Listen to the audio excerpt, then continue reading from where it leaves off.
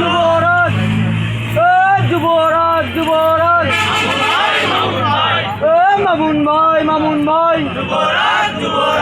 ইনকিলাব ইনকিলাব। বিসমিল্লাহির রহমানির রহিম। প্রিয় সহযোদ্ধা ভাই ও বোনেরা, আসসালামু আলাইকুম।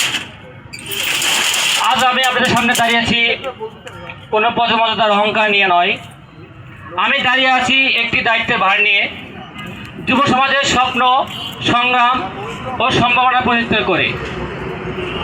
যুব শক্তি কোনো আবেগের নাম নয়, যুব শক্তি একটি চেতনার নাম, যে চেতনা অন্যায়ের বিরুদ্ধে মাথা রুখে দাঁড়াতে শেখায়, যে চেতনা ভয়কে জয় করতে শেখায়।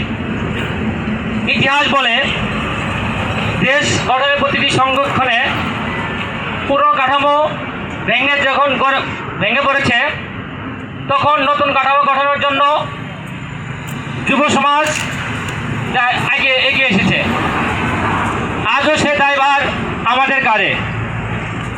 প্রিয় ভাই বোনেরা, আমরা এমন এক সন্ধিক্ষণে দাঁড়িয়ে আছি যেখানে সম্ভাবনার চেয়ে প্রতিবন্ধকতা বেশি, যোগ্যতার চেয়ে সুপারিশের দাপট বেশি। কিন্তু আমি দৃঢ়ভাবে বিশ্বাস করি এই বাস্তবতা বদলাতে যুবশক্তির একমাত্র এই বাস্তবতা বদলানোর শক্তি একমাত্র যুবশক্তির হাতে আছে। আমরা স্পষ্ট করে বলতে চাই, যুবশক্তি কোনো সহিংসিত রাজনীতি করবে না, কিন্তু অন্যায়ের কাছে কখনো মাথা নত করবে না, অন্যায়ের কাছে কখনো নীরব থাকবে না। আমরা ধ্বংসে নয়, গঠনে বিশ্বাসী। আমাদের রাজনীতি মানুষের জন্য, আমাদের রাজনীতি দেশের জন্য, দেশের ভবিষ্যতের জন্য। প্রিয় তরুণ বন্ধুরা, একটি সংগঠন টিকে থাকে শুধু তার স্লোগানে নয়, টিকে থাকে শৃঙ্খলা এবং তার আদর্শে। আজ তোমরা যারা মাঠে আছো, নিশ্চিতভাবে সময় দিচ্ছ, তোমরাই আগামী নেতৃত্ব।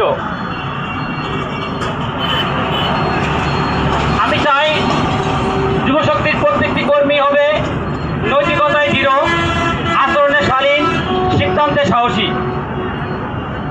আমরা মাদক, সন্ত্রাস কিংবা বিভাজন রাজনীতিকে ঘৃণা ভরে প্রত্যাখ্যান করি।